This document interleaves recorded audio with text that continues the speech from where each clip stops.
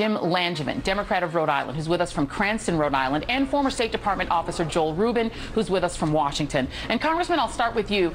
You've supported the president, but you've also been asking a lot of tough questions about what the end game is in Syria. Are you reassured by what you heard today?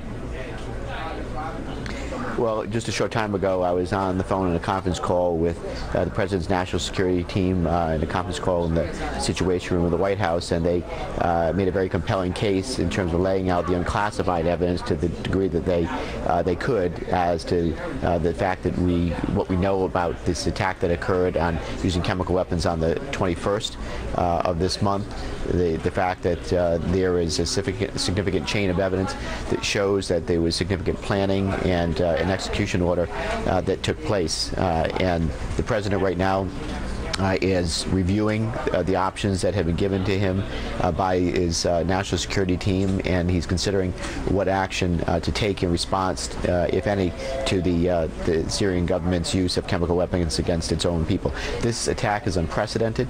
It's horrific. It's led to over 1,000 deaths of innocent civilians, many of whom were children, and I believe that there has to be some response by the international community, but I want to stress, and as I did in the conference call, that to the greatest degree possible, this needs to be an international response, and in consultation with our allies, in consultation with Congress, and the President is going to have to lay out the case to the American people as to why any such action should be taken in response to use of chemical weapons by Syria. I've been getting a lot of pushback from many of my constituents who are opposed to any action or any attack or use of force by the United States. I conveyed that to the President's national security team, and it's only the President that can lay out this case and make the case to the American people.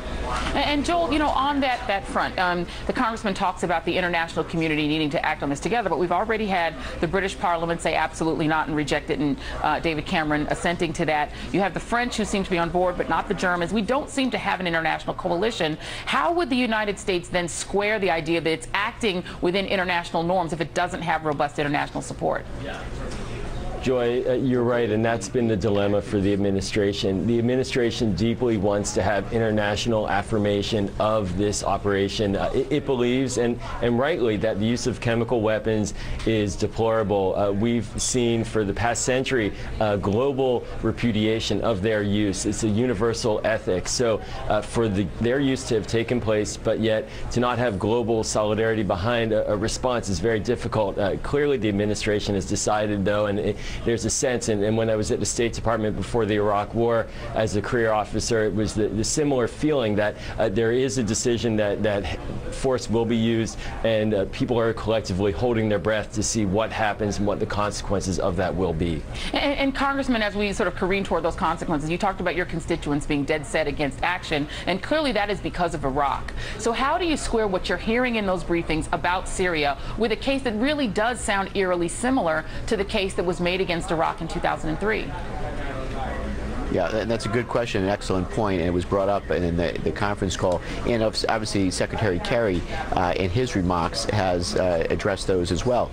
Many of the reluctance on the part of many of my constituents is because of what happened in Iraq and the faulty intelligence that we were given, the American people were given, and the international community was given before action was taken in Iraq. And I opposed the Iraq war because of the fact that the intelligence was not clear.